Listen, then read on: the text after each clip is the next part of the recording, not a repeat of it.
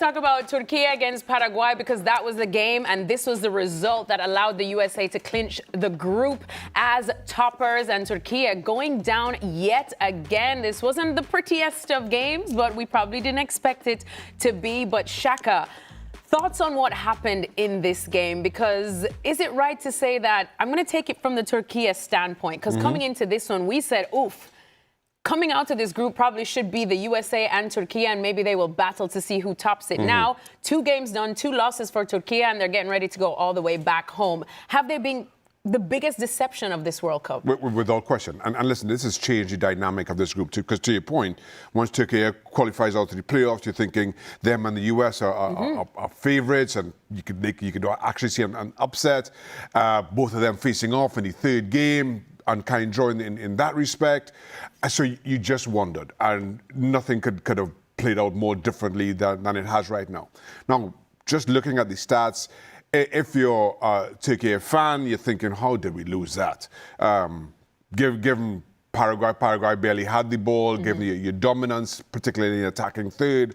But the truth is, goals define these games. And you are.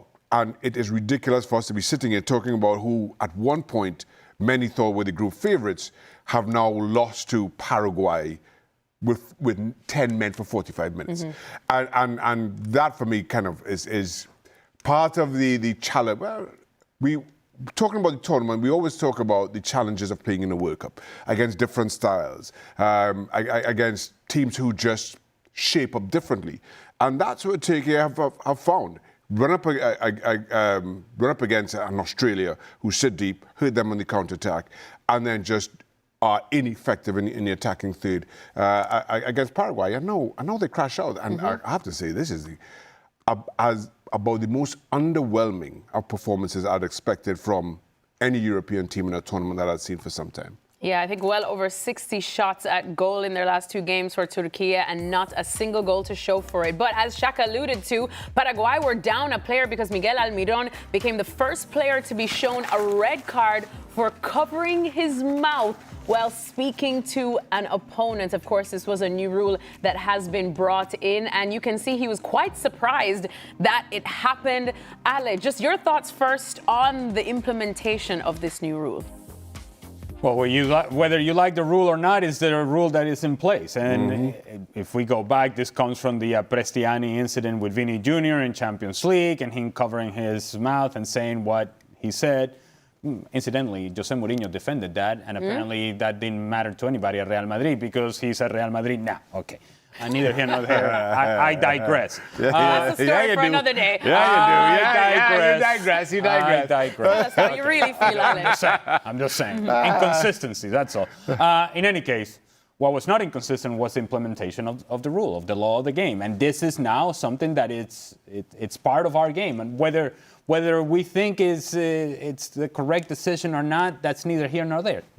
It's in place to avoid the sort of behavior that we saw from Pristiani. And so as much as we like to believe that Miguel Almiron, and he will have you know that perhaps he was saying, hey, how's it going? You having a good time in this game?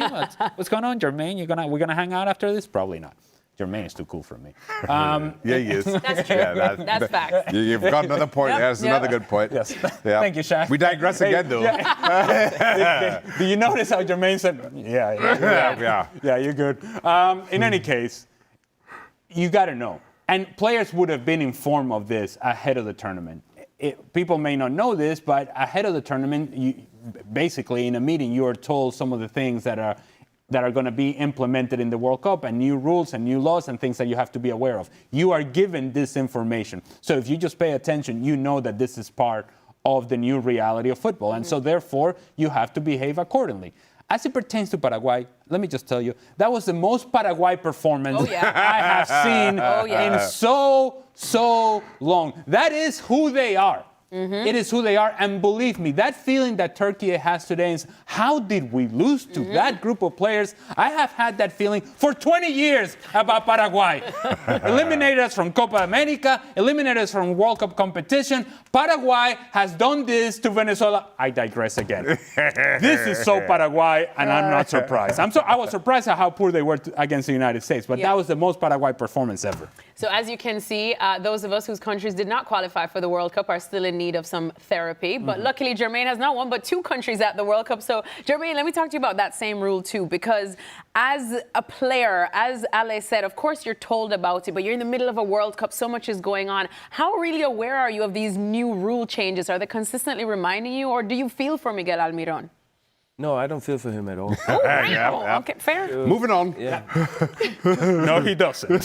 For me, the bigger point is that situation that because the story, what you said, what happened in the game Benfica Lisbon against Real Madrid. So, I have a problem when somebody puts their hand in front of it. Then you know it's not just a trash talk what everybody can read, and you say, oh, later on you will say that happens in a game and this is normal. So you're hiding your hands because you're saying something, and you know that if this will be written or somebody can figure out what you said, that would be trouble. So, and this is why I think the rule is good that if you put your hands up, you straight get a red card, so that this will be stopped sooner or later, or you have consequences. And I think that's now Paraguay. We talk about like if he know it or he don't. Like you've been on point. I think before every tournament, they come in and they explain to you exactly what they're doing, because otherwise it will be an unfair situation if you don't know what is happening. They're doing some new rules.